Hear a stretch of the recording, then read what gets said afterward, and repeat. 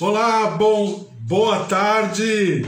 Hoje domingo, dia 24 de janeiro de 2021, o domingo que com certeza já está sendo uma realidade na tua vida, na tua casa, na tua família. Nós estamos como quem sonha, porque grandes coisas o Senhor tem feito por nós e por isso nós estamos alegres. Que o Senhor te abençoe, a Eva, o Carlos, Raquel, Débora, Fábio, Cris, Danielzinho. O Senhor abençoe a Cida, seus filhos, sua nora, Fábio, Márcia. O Senhor te abençoe também, seu Augusto, Dona Efigênia, Luiz Henrique, familiares, filhos, netos. A graça, a glória do Senhor esteja sobre a tua vida. João, Roseli, Ângela, a bênção, a presença, o mover de Deus. Amanda, sua casa, sua família, Fábio, todos que estão aí, a graça, a presença, o poder de Deus, Magda, Sueli Felintro, familiares, Josué, Joel, igrejas, familiares, apóstolo Rubem Matias, lá do Rio de Janeiro. O Senhor te abençoe, a tua casa, o teu ministério, a igreja, o mover de Deus, a presença do Senhor, se movendo sobre a vida de cada um, em nome de Jesus, que a graça, a presença, a plenitude da vida abundante. Bispo Antônio, Deus abençoe, Suzy, Priscila, a glória, a graça, a presença, o mover de Deus, meus pais, minhas tias Rosália, minha tia Alzira, também a Dona Nadir, seu Toninho, seu João, Dona Dária, a presença, o mover, o poder de Deus se derramando sobre todos nós, em nome de Jesus, e possamos viver, Rosa Araújo, possamos viver a cada dia aquilo que é bom, perfeito, agradável. Kátia, Deus abençoe. Raquel, o Senhor esteja sobre a tua vida. Valtir, a bênção, a presença, o mover de Deus em nome de Jesus. Estamos lendo a palavra do Senhor, começamos hoje pela manhã. Hoje a gente terminou, pelo menos por enquanto, esse momento, terminamos a passagem em que Jesus está está em Cafarnaum, na região onde ele mais ministrou cura, libertação, também ministrou a palavra do Senhor, ensinou e tudo, porque ali ficava o seu, vamos chamar assim, o seu quartel-general, que era possivelmente a casa de Pedro, e era a região de Cafarnaum, que ficava bem próximo ao mar da Galileia. E a palavra do Senhor mostra que Jesus estava andando por aquele lugar, exatamente exercitando, desenvolvendo com seus discípulos o que significava cumprir com a palavra. Cumprir com a palavra não apenas de maneira teórica, teológica, de conhecimento, mas exercitando, fazendo com que essa palavra seja uma realidade. E é o nosso grande desafio, é fazer que a palavra seja uma realidade presente na nossa vida em todos os sentidos, em todos os momentos, em todas as circunstâncias.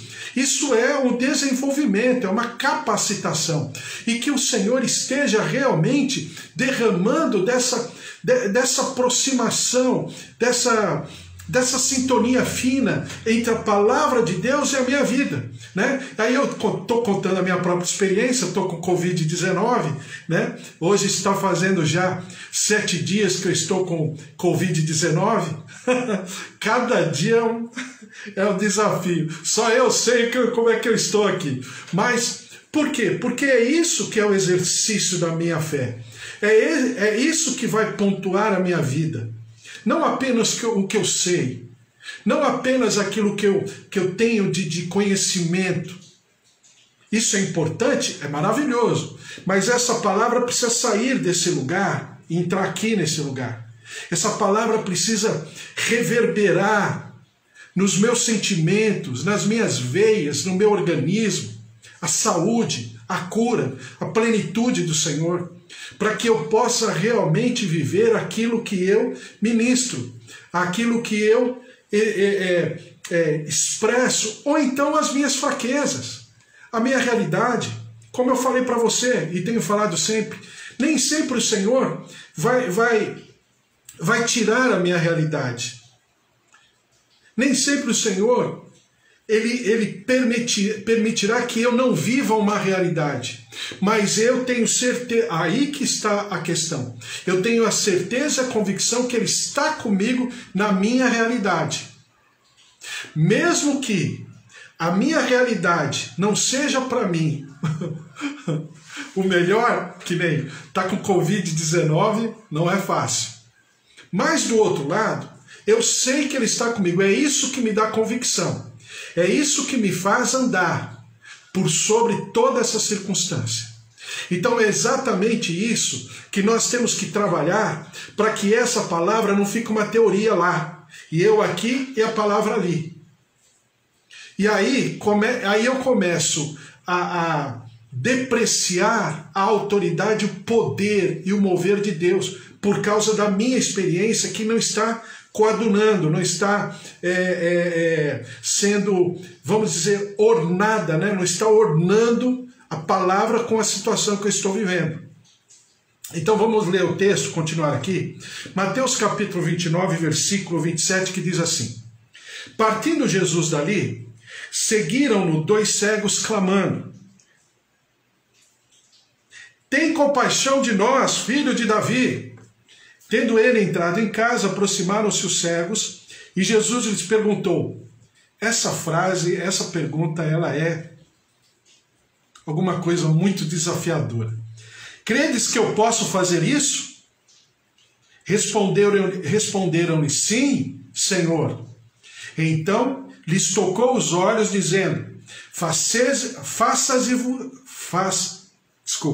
faça-se-vos conforme a vossa fé. Faça-se-vos conforme a vossa fé. E abriram-se-lhes os olhos. Jesus, porém, os advertiu severamente, dizendo, acautelai-vos, de que ninguém o saiba. Saindo eles, porém, divulgaram-lhe a fama por toda aquela terra. Então a palavra do Senhor aqui, ela fala de coisas assim, detalhes impressionantes e maravilhosos. Primeira coisa, Jesus estava andando, né, com o seu corpo, né, de residentes, os seus discípulos, e ele estava fazendo visita monitorada, como eu já falei para você, né? O médico fazendo a visita monitorada no mundo, exercitando, desenvolvendo aquela palavra que ele já havia estabelecido no Sermão da Montanha. Então, capítulo 8, capítulo 9 é o início desse processo. Por isso que cada cura, cada intervenção, cada situação de libertação, existe uma didática impressionante, um ensino maravilhoso. Por quê? Porque é o Senhor provando de maneira contextualizada de que essa palavra é verdadeira. Essa palavra é perfeita. Essa palavra tem força de atuação, tem poder. No grego eles chamam de palavra rema, né? É a palavra que tem força, que leva no bojo da sua constituição a força para realizar. Então é exatamente isso que esses 2 cegos mostram nesse momento. Então vamos lá, vamos ler agora esses versículos de uma maneira mais pausada. Diz assim, partindo Jesus dali, seguiram-no 2 cegos. Por que 2 cegos? Você vai ver em Mateus, em alguns momentos, Lucas também tem, Marcos não, mas principalmente Mateus, Lucas menos. Você tem curas ou libertações feitas aos pares. Por quê? Porque a figura de Mateus, né, a perspectiva de Mateus, é uma perspectiva trabalhada ao Messias como rei, como prometido do Antigo Testamento. Então as duas curas, por exemplo aqui, isso nos remete a uma verdade hebraica, a uma cultura, uma tradição, né, a uma lei hebraica que principalmente os rabinos defendiam e ensinavam, que era se um falasse, o outro testemunharia. Ou seja, não vai ficar aquela pessoa, não vai falar de alguma coisa de maneira individual, não vai ter uma testemunha junto. Que é o que se faz hoje, por exemplo, para que se afira, vamos dizer, um crime, né? uma transgressão de lei. Se não houverem provas contundentes, o que vai se procurar? Vai se procurar uma testemunha. E essa testemunha terá um papel importante para poder demonstrar aquilo que foi feito pelo agente, pelo primeiro, né? Então é exatamente isso. É a figura de alguém que fala e alguém que testemunha. Alguém traz a palavra e o outro confere, e não apenas confere, mas ele vai como que concordar, ele vai averbar, né? Ele vai referendar aquilo que foi dito pelo primeiro. Então, você já teve na cura dos 2 gadarenos exatamente a mesma coisa. E agora novamente. Por quê? Porque significa que existem concordância. Que esses 2 estão ali em acordo, em combinado. Eles combinaram, eles concordaram. Eles resolveram por uma direção, por uma convicção. E qual é essa convicção? Nós precisamos ser curados. Quem pode curar? Ora, aquele que estão falando que está ministrando cura. Mas eles vão além. Vejam que eles são cegos, de maneira física, mas eles não são cegos de maneira espiritual. O entendimento deles, veja como eles falam. E é a primeira vez que aparece esse termo de alguém falando, né? Não Jesus ensinando, mas de alguém expressando, identificando isso em Jesus. Diz assim: tem compaixão de nós, filho de Davi. Então aqui está a chave que abre esse mover de cura sobre esses homens. Qual é? A palavra. Por que a palavra? Eles não estão apenas atrás de um curandeiro, porque Jesus cura. A gente já aprendeu isso aqui. Jesus por si só, a sua presença sagrada, depurada, a sua presença santa, a sua presença impecável, sem maldição, sem transgressão, sem iniquidade, sem injustiça, a presença de Jesus, por si só, já traz a cura, porque ele expressa, ele reflete, ele reverbera a perfeição de Deus, mesmo Jesus na condição de homem. Jesus está aqui, homem, ele está homem, tá? Sempre falo para você, ele é Deus, ele é homem, mas ele está homem. Ele não está a segunda pessoa da Trindade. Ele está Jesus, homem, Gênesis 1, Gênesis 2, antes do pecado do homem. Então ele está, o Jesus, como Adão e Eva, foram formados pelo Senhor Deus e Pai, pela Trindade, lá no Jardim do Éden. Jesus está nessa condição.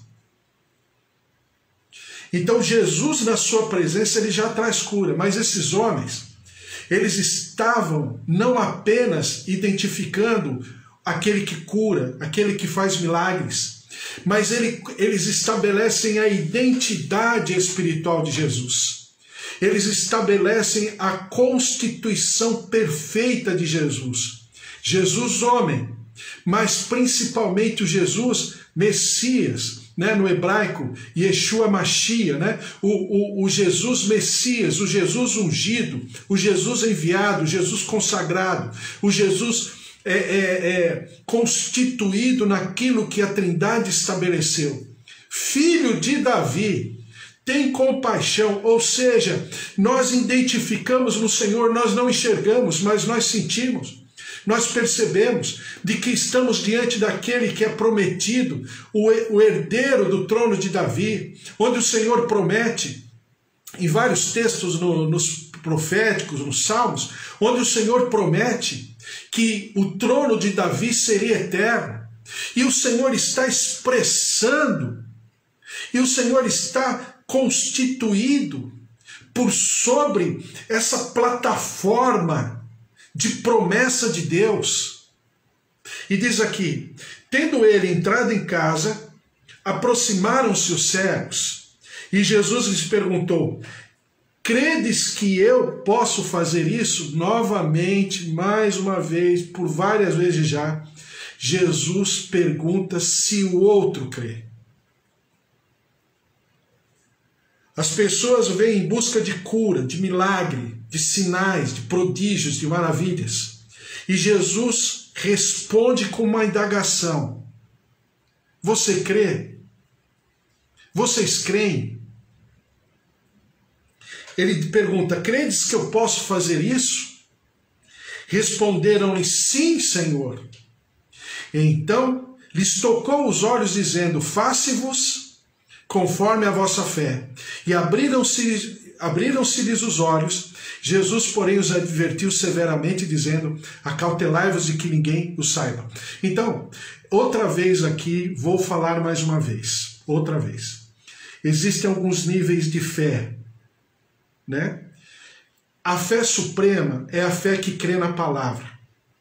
Jesus, a Bíblia fala que ele fica maravilhado quando ele conversa com as pessoas, por exemplo, o centurião, e ele percebe no centurião a fé na sua palavra. Por quê? É a fé que dá cobertura por sobre todas as outras fés. Estou falando de maneira didática, né? Por quê? Porque a palavra, ela não apenas cobre, ela protege, ela tem a cobertura, ela tem autoridade para cobrir, mas ela também é a base. Ela não somente está estabelecendo a cobertura, mas também é o fundamento, é o início do processo. É a palavra de Deus.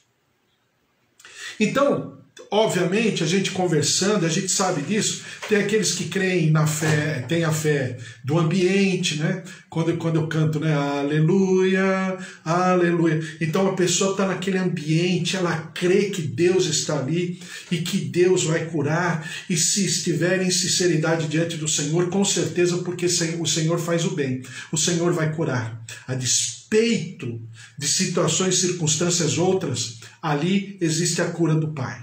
A cura do Senhor. Ali a bondade de Deus, chamada Jesus Cristo, está presente. Tem gente que tem fé no símbolo, por causa de um pano, de um retalho, de uma água, disso ou daquilo. Então, qual é o nosso desafio? O nosso desafio como igreja é identificar isso, é não ficar zombando, porque zombaria não vai levar a nada, até porque numa dessa pode tocar no corpo de Jesus Cristo. E isso é pecado, isso é abominação para o Senhor. O corpo de Cristo, o povo de Deus, é a menina dos olhos de Deus. Então, vou ter que tomar cuidado. E, ao mesmo tempo, nós, como servos de Deus, precisamos levar essas pessoas sem interferir na fé, sem interferir na relação. Porque a Bíblia também diz que ai daquele que levar ao escândalo um pequenino.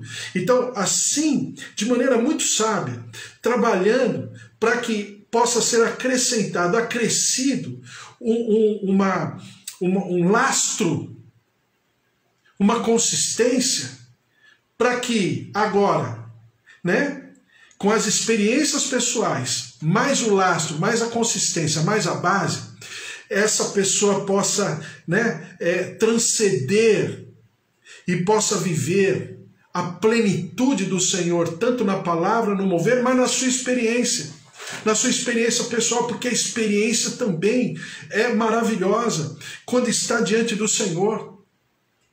Então, esses dois cegos, eles não apenas estão em concordância, mas eles identificam a identidade espiritual de Jesus. Quem é o Jesus Messias, o Yeshua HaMashiach.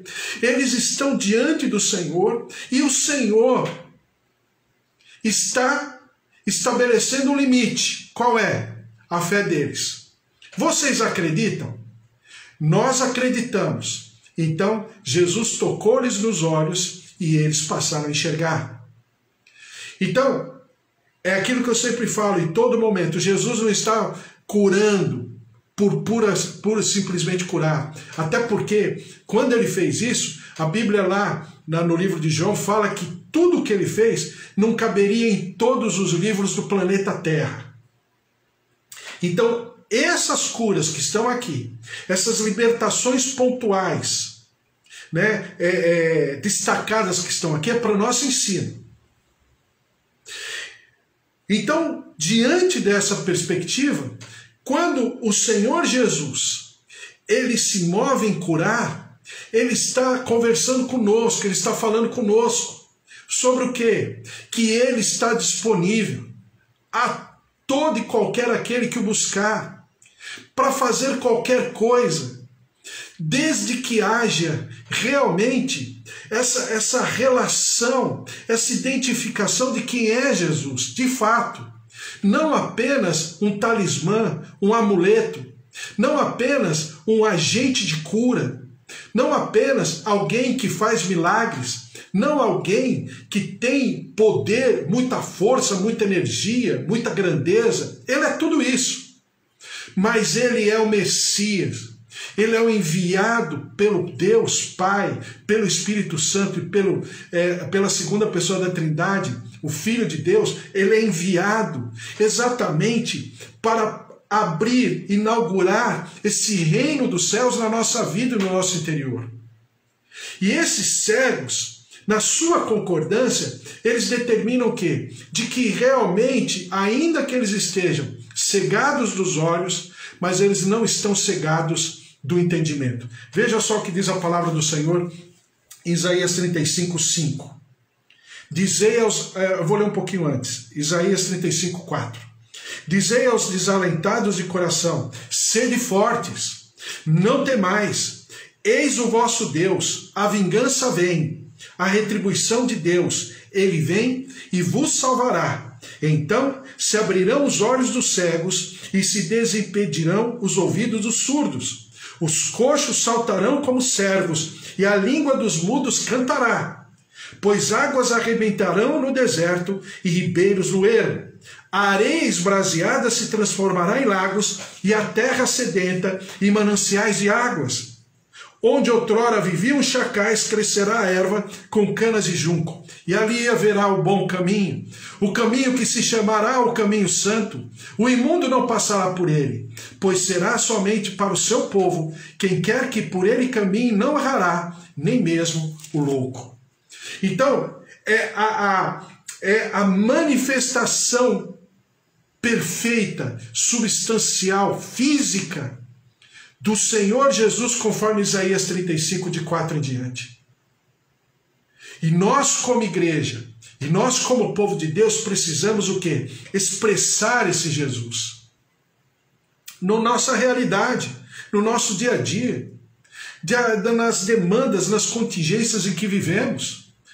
Ora, aos nossos olhos mais favoráveis, ora, aos nossos olhos muito menos favoráveis. Por quê? Porque nós temos que fazer com que essa fé, ela seja presente, ela esteja no bojo da minha vida. Eu esteja com Covid, ou esteja sem Covid, eu esteja melhor, ou esteja pior. Mas eu preciso expressar, eu preciso reverberar, eu preciso refletir. Eu tenho uma responsabilidade sobre a cura, sobre a saúde, sobre o dia que o Senhor derrama sobre a minha vida hoje. Então, quando você vive vamos chamar assim, uma responsabilidade, por causa daquele que coloca, que empenha, que depõe a sua honra, a sua dignidade em você, que é Jesus Cristo, ele coloca o seu nome por sobre a nossa vida. A Bíblia fala que ele é proprietário, nós somos propriedade dele. Então existe uma responsabilidade, porque esses dois cegos, eles estão agora responsáveis. Aí você vai falar, ué, que engraçado. Porque Jesus repreende, diz assim, e os advertiu severamente, dizendo, acautelai-vos de que ninguém os saiba. Por que Jesus fala muitas vezes para que não era para contar para ninguém que havia acontecido a cura? Bom, primeiro, a impressão que dá no primeiro momento é que você fala assim, ué, mas como é que pode? São cidades não tão grandes. São pessoas de males, de enfermidades contundentes. Não é uma gripe. É cegueira, é paralisia, é lepra, é endemoniamento. Como não é para falar? É que Jesus está falando assim, presta atenção, é o seguinte, não é para falar da cura em si, não é para falar do milagre, ou, melhor dizendo, do milagroso, porque Jesus aqui, ele é homem, ele não é a segunda pessoa da Trindade. não obstante as pessoas reconhecerem ele como sendo o Messias, o filho de Davi, o prometido das nações. Mas ele não, a Bíblia diz, não teve por usurpação ser. Então ele se esvazia da terceira pessoa da Trindade. Mas isso não significa que as pessoas não reconheçam, as pessoas não adorem e ele não aceita adoração. Não é isso. Só que ele é, nesse momento, condutor. Quem está fazendo a obra é o Espírito Santo, porque ele próprio fala. O Espírito Santo através dele. Então, se o Espírito Santo está agindo através dele, Jesus é o condutor. Ele só é o ambiente perfeito, santo, depurado, purificado, sagrado, constituído, enviado numa missão. Então ele está aqui na perfeição, ele é o condutor perfeito. E por ser o condutor perfeito, é óbvio que ele não tem limites. Quem é o limite? É aquele que está falando com ele. Você crê? O que você acha? Você tem fé? Ou seja, é o Senhor Jesus falando com eles, mas conosco também.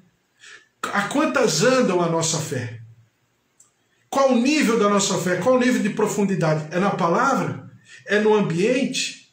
É no óleo? É na água? É no objeto, no símbolo? Que alguém diz que é diferente?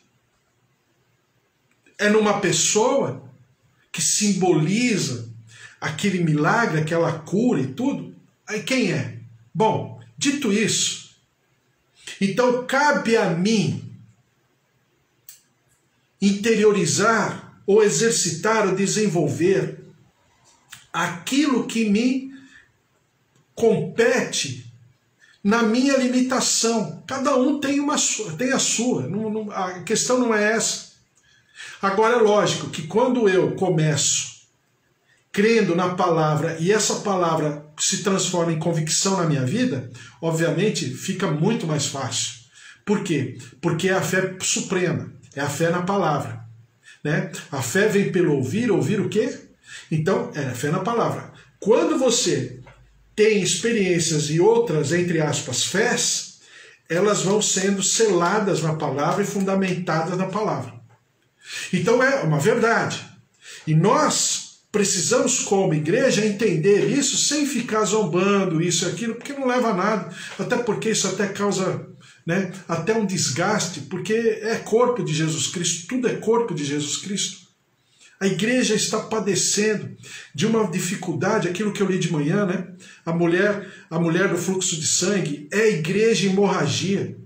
Ou a menina Talita, né? Que estava ali na cama como morta, é a igreja em estado vegetativo. Ou você tem uma parte da igreja em estado vegetativo, ou você tem uma parte da igreja em hemorragia. Esse é o nosso quadro. O nosso diagnóstico como igreja no Brasil é esse. Uma está com fluxo de sangue, então não gera, porque não tem como, não engravida. A outra está em estado vegetativo, não tem consciência do que está fazendo. Está próxima de um entorpecimento cerebral. Por quê? Não tem... É evento, é rotina, é entretenimento. Não é o mover da glória do reino dos céus, porque senão o Brasil não estaria do jeito que está. Então nós, como oramos e identificamos, nós somos como esses dois cegos que entendemos e que estamos nos abrindo para entender que o Senhor está abrindo os nossos olhos. E ao mesmo tempo estamos sendo colocados não mais para ficar, né? Porque Jesus está falando para esses dois cegos em outras palavras: olha, eu não quero impulsionamento, eu não quero seguidor.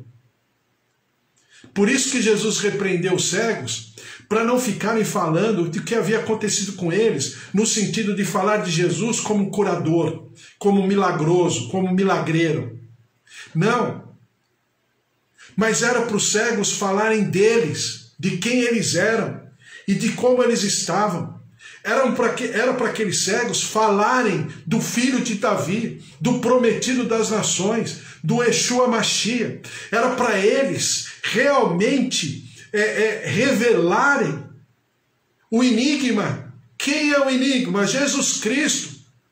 Ele não era tão somente o profeta, porque também era. Ele não era tão somente um rabino, porque também era. Ele não era tão somente um sacerdote ou sumo sacerdote, porque ele também era.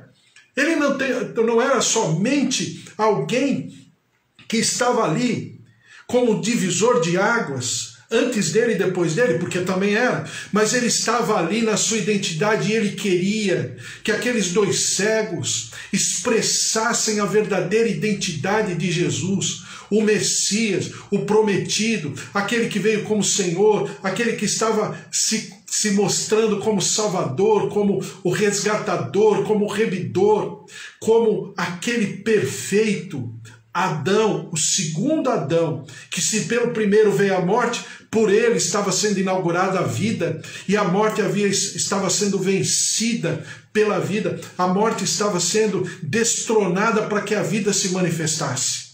Então não era para os cegos falarem de uma cura, de uma situação circunstancial, né? Não era para aqueles cegos ficarem falando quem era Jesus, se tinha barba, não tinha barba, onde ele estaria, para que todos o acompanhassem porque queriam um milagre. Não, eles queriam, Jesus queria que eles falassem qual era a verdadeira identidade de Jesus, porque é exatamente o que Pedro fala em Mateus 16: tu és o Cristo, o Filho do Deus vivo. E Jesus fala: não foi nem carne nem sangue quem tu revelou, mas o Espírito de Deus.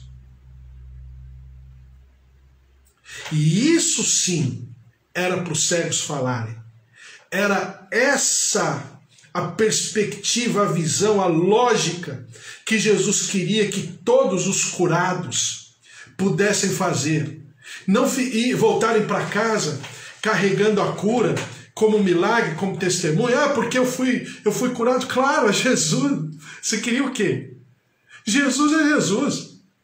A questão toda é o que fazer com essa cura.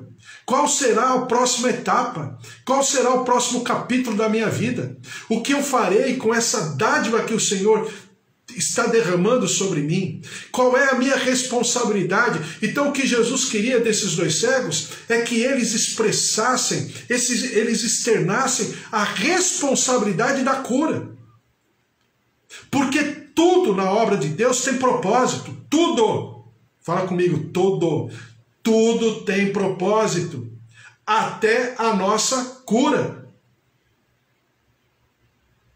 E esse entendimento aberto dos cegos era realmente para manifestarem o Deus vivo, o prometido das nações, o sol da justiça, a verdadeira estrela da manhã, a rosa de Saron, o lírio dos vales, né? O leão da tribo de Judá, o Cordeiro de Deus que tira o pecado do mundo. Aí sim, o nosso Redentor, o nosso resgatador. E eu veja só como isso é sério. Olha o que Lucas está falando, já quando Jesus ressuscitou. Jesus aparece, né, nas suas últimas aparições, antes de subir ao seu ambiente de glória, né? E a Bíblia diz em Lucas capítulo 24 o seguinte, versículo 44. A seguir, Jesus lhes disse: são estas as palavras que eu vos falei. Estando ainda convosco, importava se cumprisse tudo o que de mim está escrito na lei de Moisés, nos profetas e nos salmos. Então lhes abriu o entendimento para compreenderem as Escrituras. Exatamente isso. Nós vivemos uma geração, infelizmente, de muitas pessoas que conhecem o Evangelho. Somos uma quantidade impressionante, entre aspas, de evangélicos no Brasil, mas que estão cegados, que estão com seus entendimentos um tanto quanto estado vegetativo, que estão se esvaindo em hemorragia, nos sentimentos, na compreensão, na visão espiritual do verdadeiro Jesus. Esse Jesus que cura, que visita, que restaura, que faz milagres, que restitui, que reconstrói, mas esse Jesus que é Senhor e que deseja ocupar o seu verdadeiro lugar no teu, no meu, no nosso coração, como povo de Deus e como Brasil. Esses dois cegos, eles falam muito para nós. Primeiro, concordância. Eles concordaram, porque onde estiverem dois em meu nome, ali eu estarei. Segundo, eles quebraram toda a resistência humana, toda a resistência espiritual, porque a Bíblia fala que tudo que haveria de ser ligado na terra seria ligado no céu, e tudo que fosse desligado na terra seria desligado no céu. Está lá em Mateus. Então, eles ligaram e eles concordaram de que Jesus foi e sempre será o prometido do trono eterno de Davi. E isso resistiu às portas do inferno. E as portas do inferno não prevaleceram, porque houve concordância, porque se identificou a identidade de Jesus. E quando eu identifico a identidade de Jesus imediatamente, mas imediatamente depois, os meus olhos são abertos. Por quê? Porque é uma verdade espiritual. É exatamente o que Jesus fala para Pedro. E vocês? Quem vocês acham que eu sou? Pedro falou, tu és o Cristo, o Filho do Deus vivo. Imediatamente, na mesma cena, no mesmo ambiente, Jesus fala, e você é Pedro. Quando eu identifico o meu Senhor, o meu Salvador, na sua verdadeira condição perfeita, depurada, purificada, sagrada, santa, eterna, imediatamente me abre os olhos sobre a minha vida, quem eu sou, as minhas convicções, a minha fé, aquilo que creio, aquilo que eu vou viver, aquilo que eu sonho, projeto em viver, aquilo que está no meu coração, aquilo que não vem de Deus. Por quê? Porque existe um equilíbrio. Porque existe o meridiano espiritual, o meridiano físico, o meridiano orgânico, o meridiano mental, emocional, se estabelece. E essa condição é o que nos fará andar por sobre as águas, nos fará viver coisas maravilhosas e nos fará experimentar dias, momentos, juntamente a nossa casa, a nossa família, os nossos queridos, momentos maravilhosos, porque Ele está revelado. Claro, não é para nós, né, vivermos menos do que isso. É por isso que a alegria do Senhor sempre será a nossa força, em nome de Jesus. Amém? Vamos orar, colocar diante do Senhor nossos pedidos de oração, nossa casa, nossa família, nossos queridos que estão aqui. Ô Silvia, tudo bem? Tudo na paz? Deus abençoe você, o teu ministério, teu esposo, pastor. Em nome de Jesus, o Senhor esteja sobre todos vocês aí. Também o James, suas filhas. Rosa Araújo, estou orando pela tua família sempre. Em nome de Jesus. O Aramis, tudo bem? Quanto tempo, hein? Deus abençoe você. Magda, um beijo para você. Deus abençoe Josué, Joel. O Senhor esteja sobre o Bispo Antônio, a Márcia, Fábio, Luiz Henrique, Dona Efigênia, seu Augusto, todos aí. Em nome de Jesus, vamos orar, colocar diante do Senhor essa fé. Essa fé que nós temos que alimentar. A fé que tem a capacidade de criar um ambiente para o Senhor fazer exatamente as maiores maravilhas, o sobrenatural, o milagre, curando, visitando, renovando, restaurando, reconstruindo, restituindo, em nome de Jesus, esse Deus maravilhoso, que permanece o mesmo, ontem, hoje e para sempre. Senhor nosso Deus, nosso Pai, eu coloco essas vidas diante do Teu altar. cada servo teu, cada serva tua, cada família. Tua presença, tua glória, o teu mover. Senhor, se derramando, inundando o nosso exterior, o nosso corpo, o nosso físico, o nosso organismo. Senhor, derrama-te sobre os teus servos, veias, artérias, coração, fígado, rins, pulmões, vias aéreas, vias respiratórias. Senhor, em nome de Jesus, tendões, coluna, ciático, nervos, órgãos, ouvidos, olhos.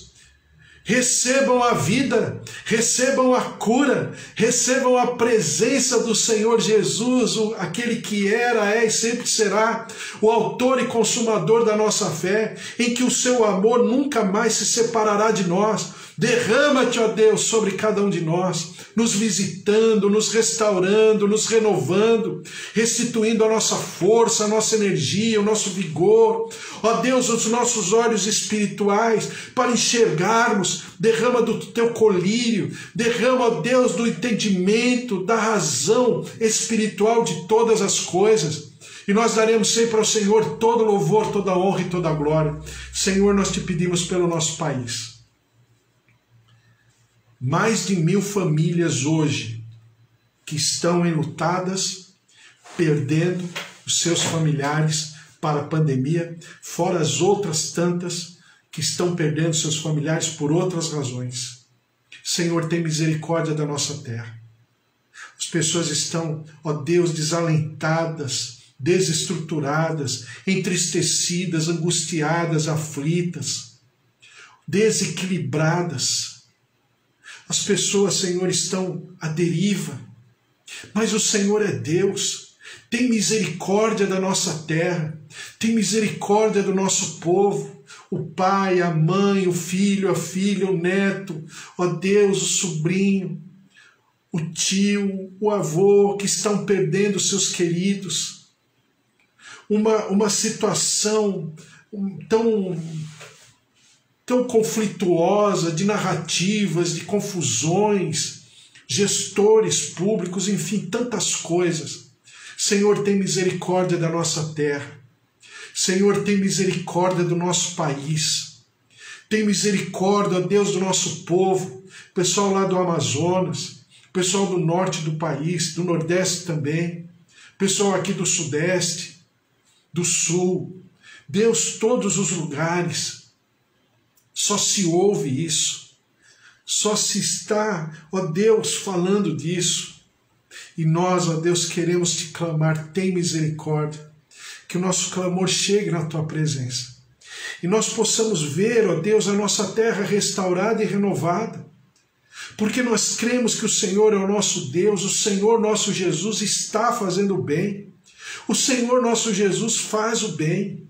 O Senhor nosso Jesus em si, Ele carrega a vida, Ele leva no bojo da sua presença o poder, o mover da ressurreição. Por isso visita o nosso povo, cura-nos, liberta-nos, perdoa-nos no nosso pecado, na nossa iniquidade. Ó Deus, na nossa transgressão, no sangue do inocente que está clamando na terra. Derrama-te, ó Deus, libertando-nos, visitando-nos, curando-nos.